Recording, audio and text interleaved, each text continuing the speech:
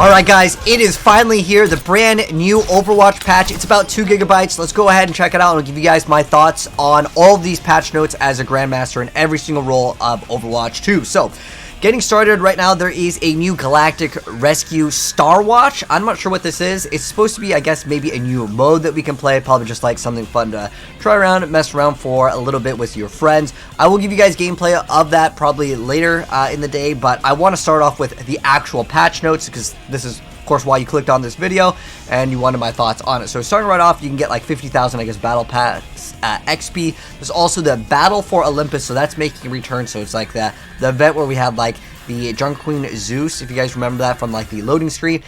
There's a few different updates with the new ping system, but I'm really here for the actual patch notes and actually the updated matchmaking. Okay, this is interesting. What does it say? MMR Decay system has received multiple improvements aimed at more quickly and accurately recalibrating players when they return from a long period of inactivity. So I guess it's going to be another readjustment. Okay, then the competitive updates, the 2023 competitive deathmatch begins on May 16th, so there is going to be a competitive deathmatch, so you guys can get your top 500 icon and then private your profile, and hope people don't notice. Anyways, let's get started with the actual changes. So the first one is Jungle Queen, so let's go ahead and change it. This is actually one of my favorite characters, although she definitely needs some buffs. So let's go see what they changed with her. So starting right off, the scatter gun maximum ammo increased from 6 to 8. This is like, is that 30% increase on the ammo? Okay, that's cool. I just noticed it. Overall, that's straight up a buff. More DPS for Jungle Queen, definitely be good. And then the Jagged Blade projectile size increased from 0.15 to 0.2. Now, I played Jungle Queen. I was a top 3% Jungle Queen back in Season 1. And let's see if we can notice a huge difference. Okay, so that still doesn't wrench, but if you're going back. Okay, so they increased the projectile size. I'm not sure how big of a difference that makes. In terms of numbers, I mean, that's a 25% increase, which normally that would be pretty big, right? Okay. I can kind of see it right there.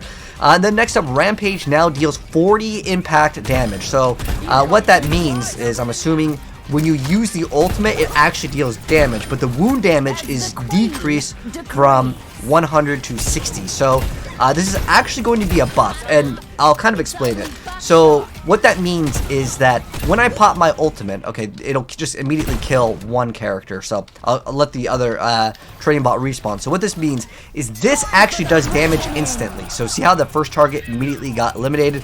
And so this damage, where it's like a dot damage with the wound effect, that does less damage. In theory, you'd think that it's the same amount, but no, it's actually a buff because that 40% instant damage means if the target is within certain thresholds, maybe McCree lands one headshot, you literally go through all your targets, McCree lands one headshot, and the target will be bleeding. It will, in theory, actually die a little bit faster, if that makes any sense. There's a lot of numbers in Overwatch where like you just need a small amount of damage, and if it does any amount of damage on impact, that would be straight up a buff. And then Adrenaline Rush, it says Adrenaline passive healing multiplier increased from 1.25 to 2 times damage. Wait, this is actually pretty big. So what this means is Jungle Queen actually has 0.75 extra HP generated. So usually when you apply the effect of Adrenaline Rush, which is her passive, which you activate when you use like your melee, that's doubled. So look at my HP. Let me try to get to a like whole number here. If we can. Okay, oh, we were at 180. I want to try to get it so it's like 150. Oh, okay, 140. Okay, there we go. So if I just melee once, we go from 140 to 171. It used to be 19. It was a really weird number in a lot of different circumstances, but now that's almost doubled. So that's not bad. I would say that that's an actual pretty big buff, especially if you do this. If you, well, actually, okay, so we're at 210, right? That thing has a very large hitbox, as you guys can see. I mean, this could be pretty big for Jungle Queen. I think now that I see this, I want to do unranked to Grandmasters Jungle Queen, and I'll probably be streaming it. This is a massive buff. Huge win for Jungle Queen. Okay, next up, let's go swap to Orisa, and let's check out the new Orisa changes. Oh, it's not even that big of a deal. Augmented Fusion Driver damage increase from 12 to 13.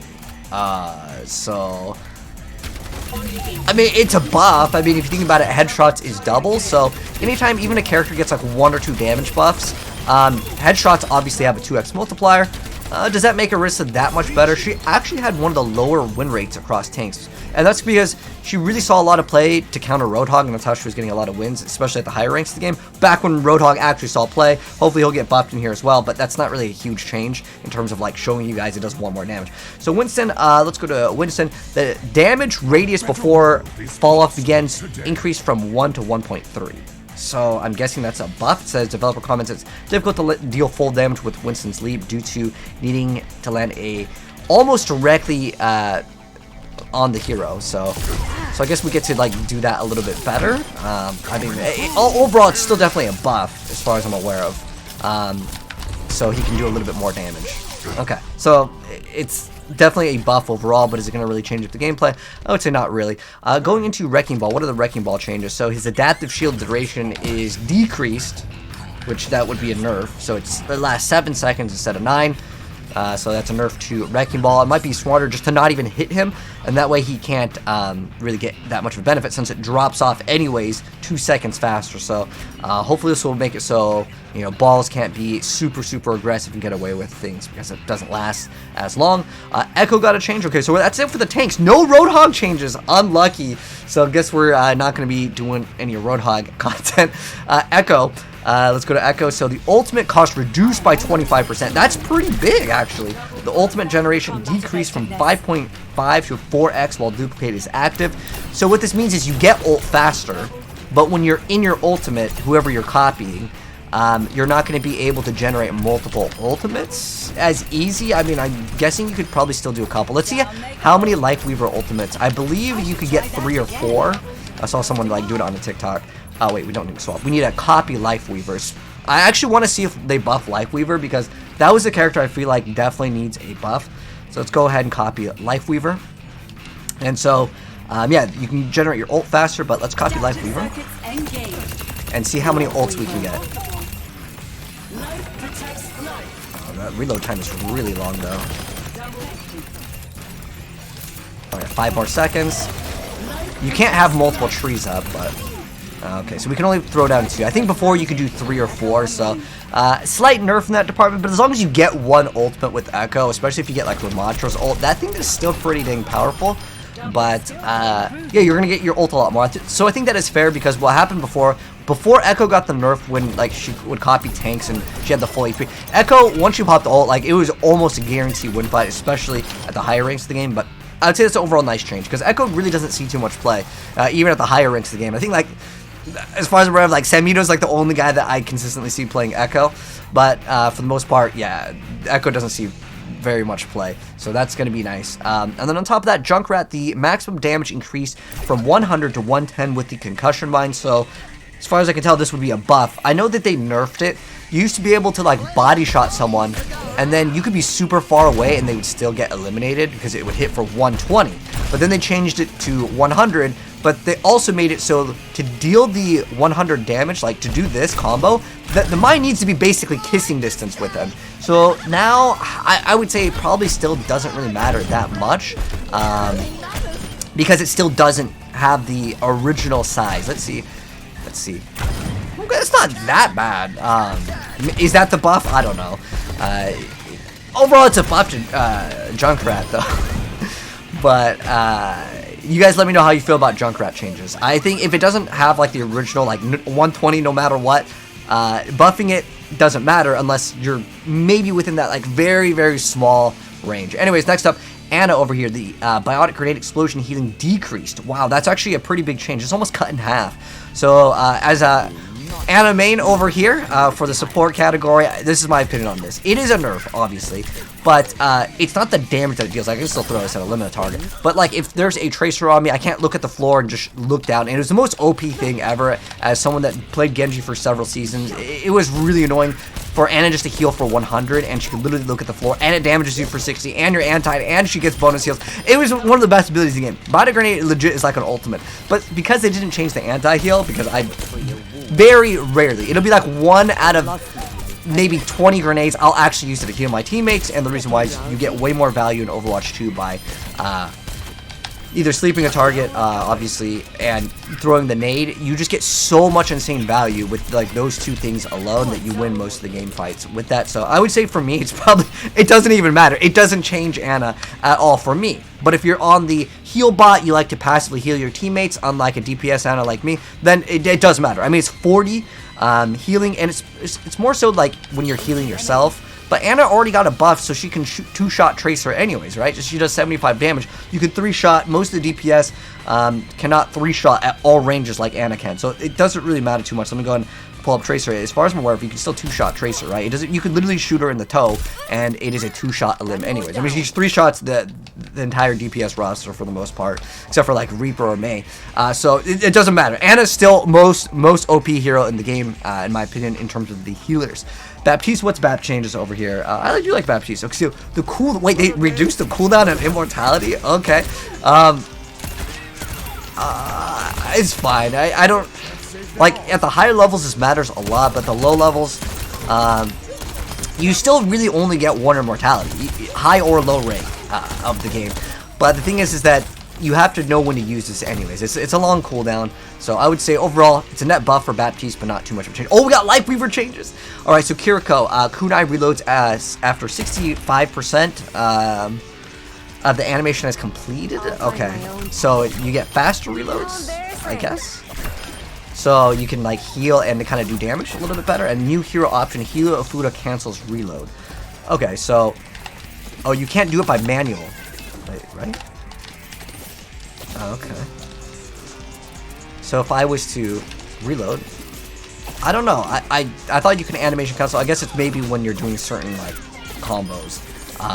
I'm trying to animation cancel. I noticed no difference from that, but I would say this is a buff. It reloads after 65% of the animation has completed. So formerly, I guess a 15% reload speed buff. That makes any sense. I'm guessing.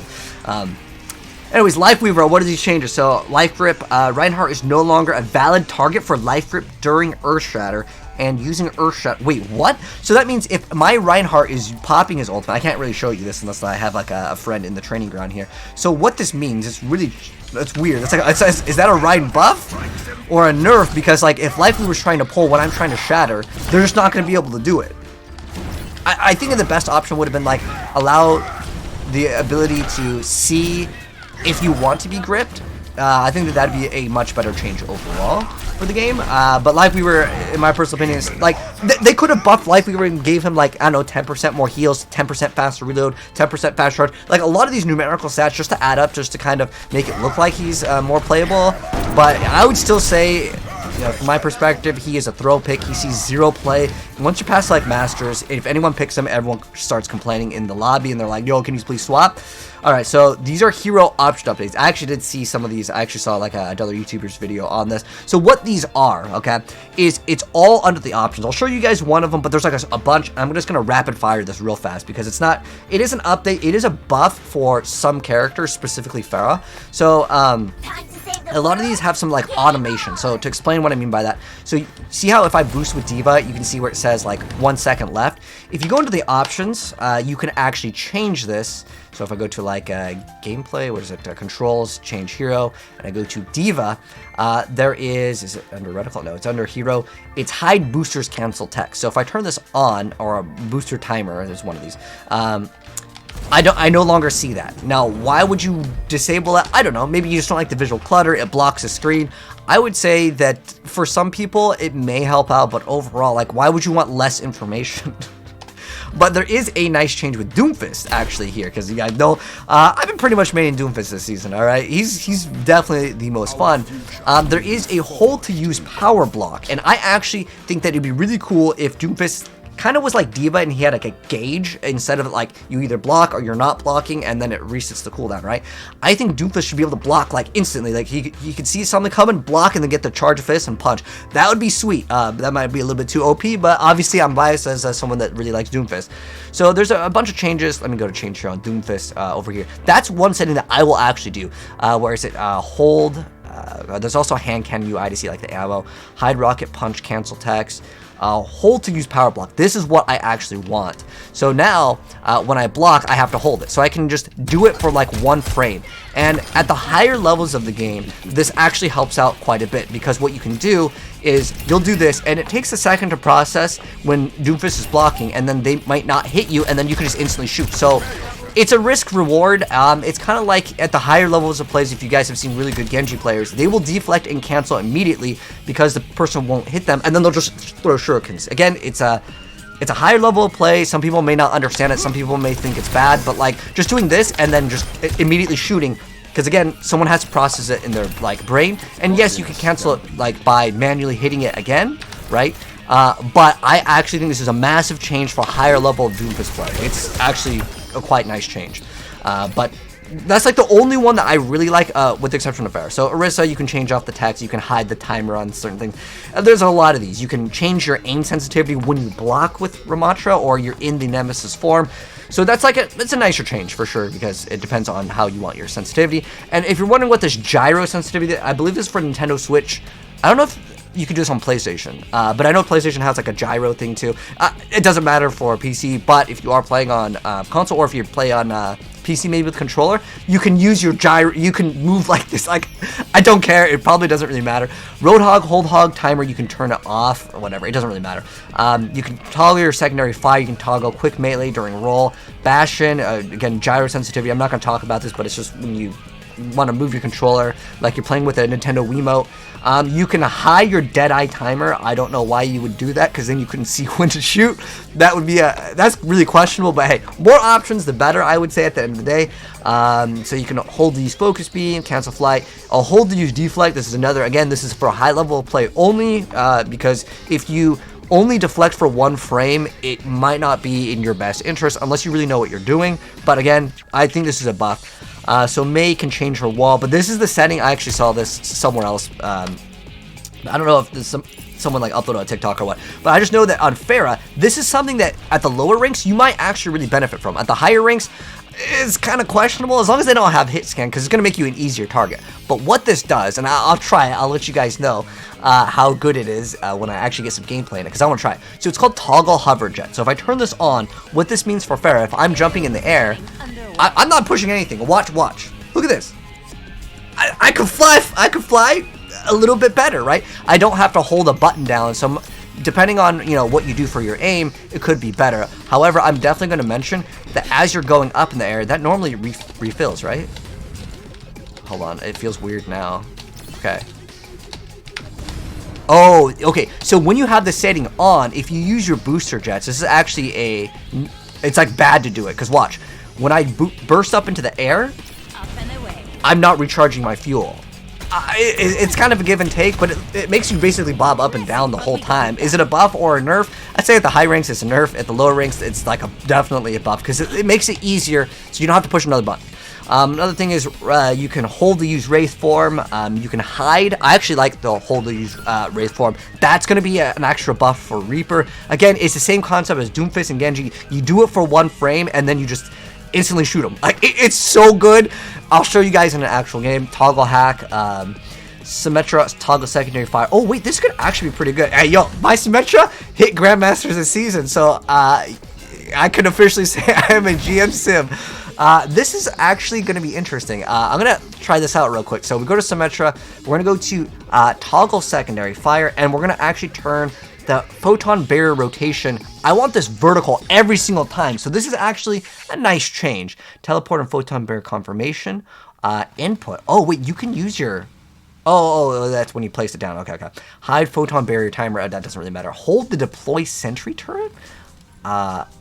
Deploy a sentry turret. Huh. That's interesting. But... Oh, wait, this is... It automatically fires, too. I thought it was just going to charge up and I can shoot whenever I want. But this means I just basically just kind of think of it kind of like a hit scan and keep my reticle on the target, and it's going to fire whenever it's full. This actually... Okay, you know what? This is actually a buff to Symmetra. The reason why is sometimes you hold it for longer than necessary, right? You can still fire it when it's small. I do this sometimes. What I do it for is visual clutter, and I do this so like I can throw it out a turret when I'm just shooting my small ones, and it kind of visually disorients people.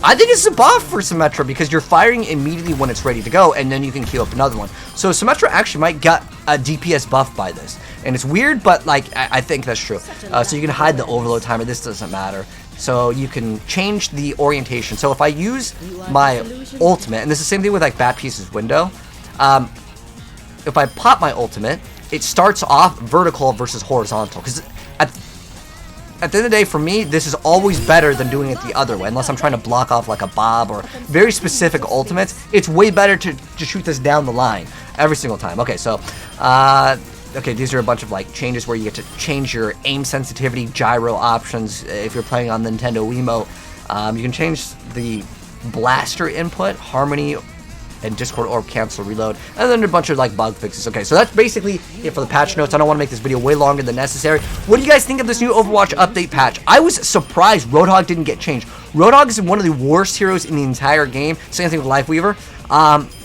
This is not really like a buff to Lifeweaver. I mean, it's in the patch notes. I think it is a buff to Lifeweaver, but in a really weird way because it doesn't screw over Reinhardt when he's doing his ultimate. So, in that sense, it's a buff, but there's still a lot of things that need to be done with Lifeweaver. But let me know, guys, what you think of this new massive update patch. It's about 2 gigabytes, and I think there's, like I said, there's a new mode, but I'm going to not play that mode for this gameplay because I don't want to make this video way longer than necessary. Anyways, let me know your thoughts down below. If you enjoyed the video, drop a like, subscribe to the video, and I'll see you guys in the next video, which will probably be a video where we talk about Massive Jungle Queen, and we're going to do Unranked GM easy with Jungle Queen, I think, with this new buff. I mean, it's like twice the amount of healing, man. Anyways, take care. I'll see you in the next one. Peace out.